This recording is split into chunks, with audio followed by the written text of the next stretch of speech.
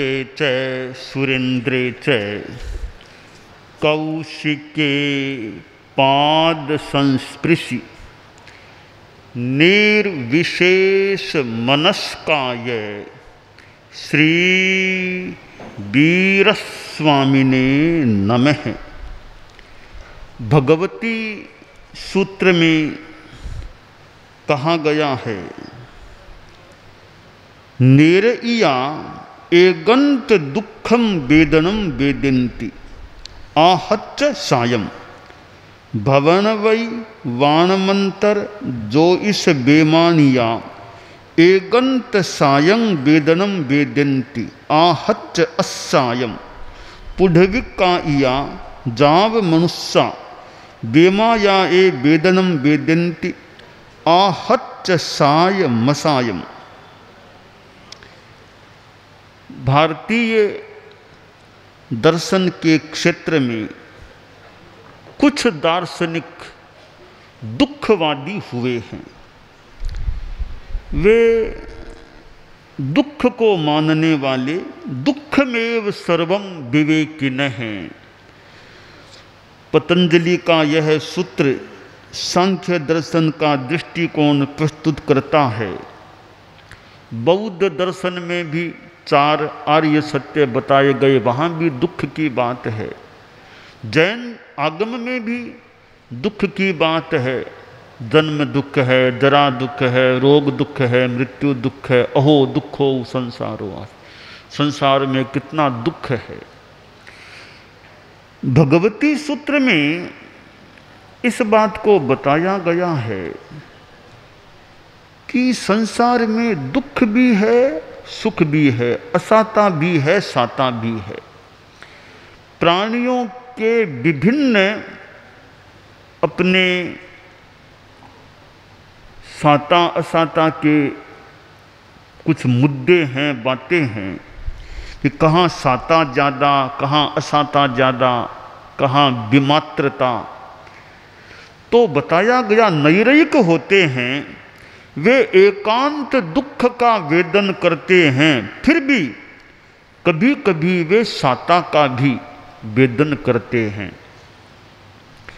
जैसे 24 में जो कहा गया, नेरिया पीण पामे मन मोद तुझ कल्याण सुर करत विनोद प्रभु नेम स्वामी तू जगन्नाथ अंतर।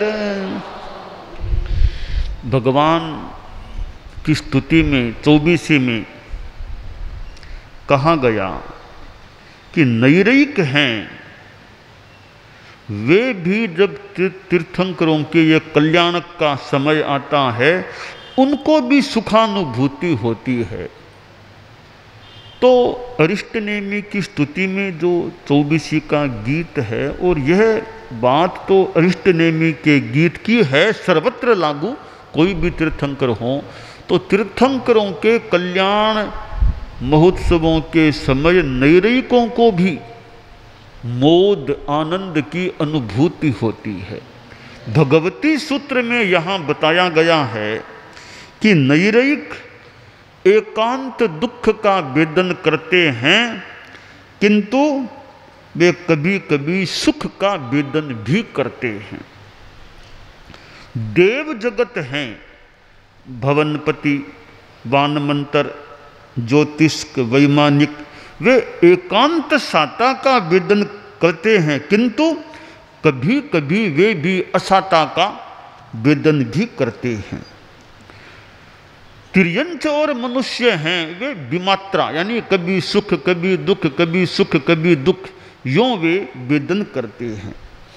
तो हमारी दुनिया में दुख भी है, सुख भी है, और परम सुख की प्राप्ति, जहाँ भौतिक सुख की बात भी नहीं, कोई दुख की बात भी नहीं, सर्व दुख मुक्ति यानी मुक्ति, उसको प्राप्त करना एक अध्यात्म की साधना का लक्ष्य प्रयोजन हो सकता है। कितने साधु सन्यासी लोग, साधक लोग परम सुख की प्राप्ति के लिए प्रयास करते हैं। जैन शासन में कितने आचार्य साधु साध्वियाँ हुए हैं, आज भी हैं। तो जैन शासन में जहाँ मोक्ष की बात है, साधना की बात है, उपाय की बात है, और जैन शासन में ही एक संप्रदाय, जैन श्वेतांबर परंपरा में 13 पंथ है, जिसका प्रारंभ हुए लगभग 263 वर्ष होने जा रहे हैं। और इस 263 वर्षों के इतिहास में अतीत में 10 आचार्य हो गए हैं, दूसरे दशक का प्रारंभ हो गया, आगे गतिमत्ता है। और आचार्य भिक्षु जो हमारे धर्म संघ के आद्य आचार्य थे, सभी आचार्यों की नियुक्ति पूर्व आचार्य द्वारा हुई है, केवल डालगणी की नहीं हुई। इस बात में किसी संदर्भ में थोड़ा सा और ऐड किया जा सकता है कि भिक्षु स्वामी भी किसी पूर्व आचार्य के द्वारा नियुक्त आचार्य नहीं थे। डालगणी संघ द्वारा नियुक्त हुए, तो भिक्षु स्वामी भी किसी पूर्वाचार्य के द्वारा मनोनीत आचार्य नहीं थे।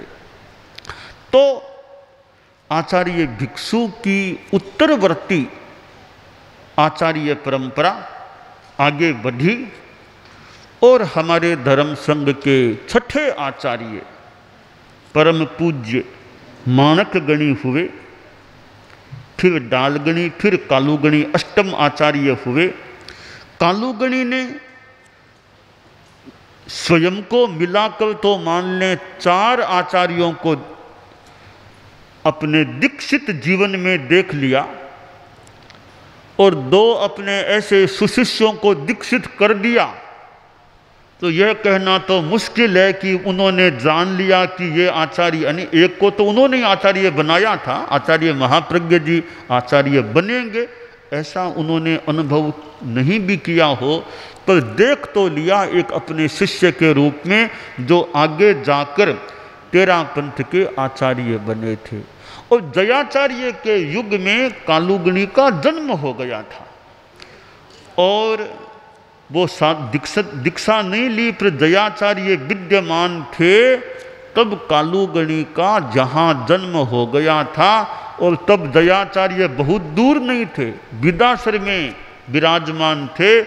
और किसी व्यक्ति ने कहा कि ऐसे शिशु का जन्म हुआ है कुछ दूरी 4 कोस जो भी, कि जो 13 पंथ का आगे आचार्य बनेगा, ऐसा जयाचार्य के उस प्रवास में किसी व्यक्ति ने बताया था। वो यानी कालूगणी का जन्म यहाँ हो गया था।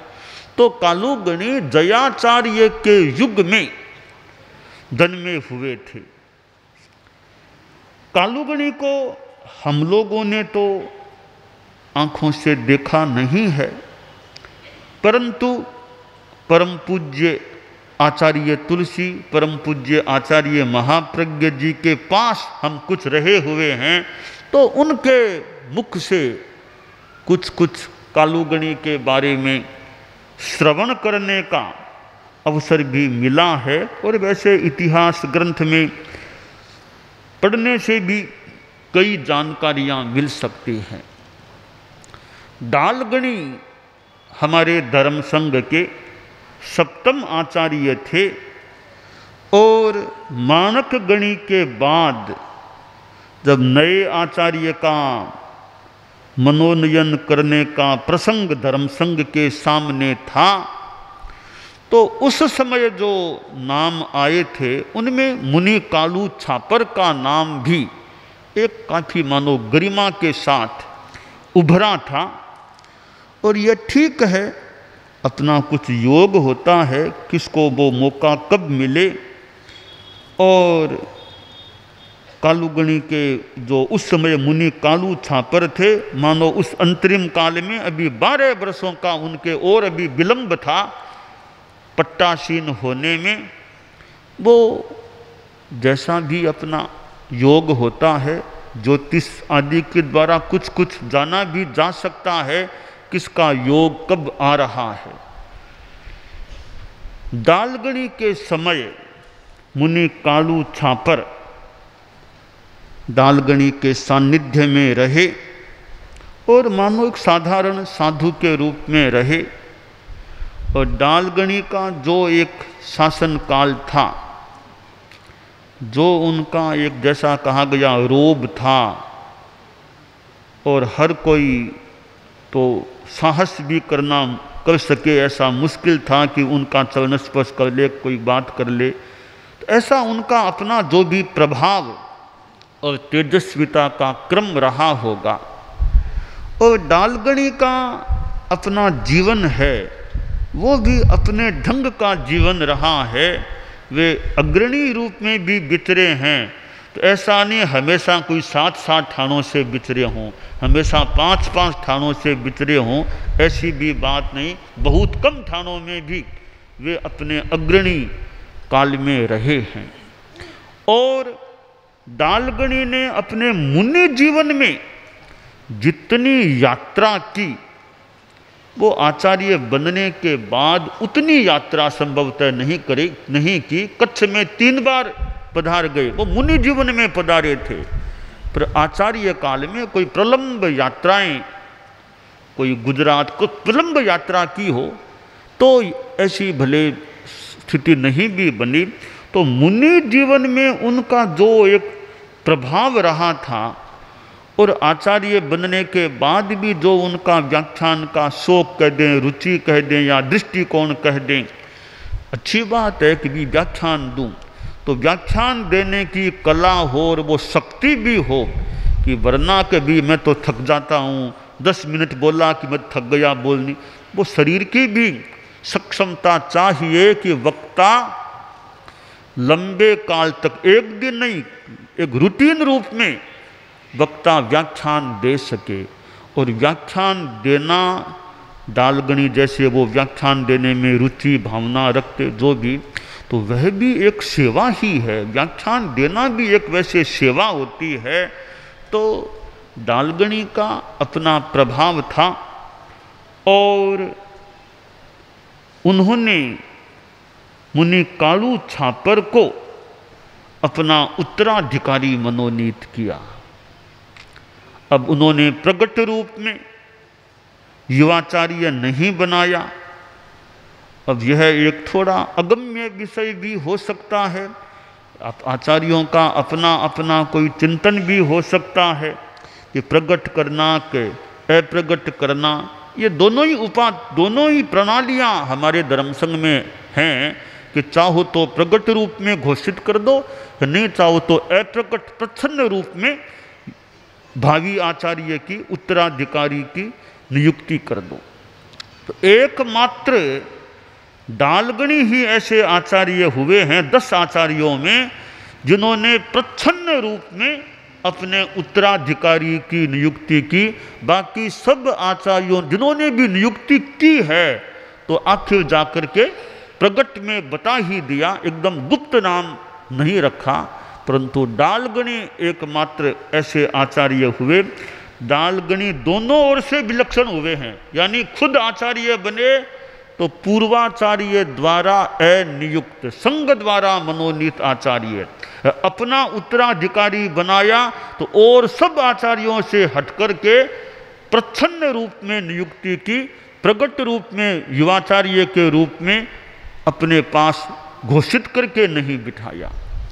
तो यह दालगणी का अपना रवैया, चिंतन, जो भी नियति की स्थिति थी रहा होगा। पर यह सुनिश्चित है कि कालूगणी को युवाचार्य के रूप में घोषित होकर के परिषद के सामने विराजमान होने का मौका नहीं मिला, और वे सीधे मानो प्रगट रूप में तो आचार्य बन गए। दालगणी और मुनि कालू छापर आचार्य के लिए, हालांकि युवाचार्य प्रगट रूप में हो तो कई बार बहुत सहयोगी बन सकते हैं।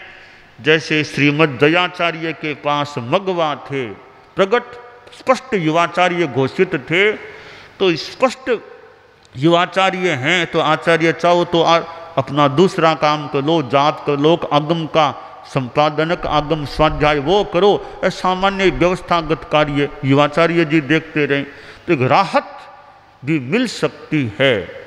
परंतु डालगणी को या तो उस राहत की जरूरत नहीं थी उनको कि कोई राहत नहीं चाहिए, मैं तो खुद ही हूँ, संभाल रहा हूँ, जो भी क्रम रहा हो, पर उन्होंने प्रच्छन्न रूप में मुनि कालू छापर की नियुक्ति की। अब शिक्षाएं देनी भी है तो अपने ढंग से उन्होंने किंचित शिक्षा भी दी है, ऐसा लगता है। उन्होंने एक महत्वपूर्ण चिंतन दिया डालगणी ने, वो एक बहुत अच्छी बात है कि भी वर्तमान आचार्य किसी चारित्रात्मा को थोड़ा आगे ले आते हैं, महत्व दे देते हैं, तो ऐसा न हो कि आगे आने वाला आचार्य है वो उनको हटा दे, उतार दे, ऐसा नहीं होना चाहिए। तो उनको यह शिक्षा लगता है मुनि कालू छापर को देनी थी, पर फिर भी साफ यूँ बुला करके शिक्षा की बात संभवतः नहीं कि कहूँ भी तुम आगे जान, ऐसा कुछ नहीं। तो प्रगट में तो नियुक्ति की नहीं थी तो शिक्षा भी कैसे दे।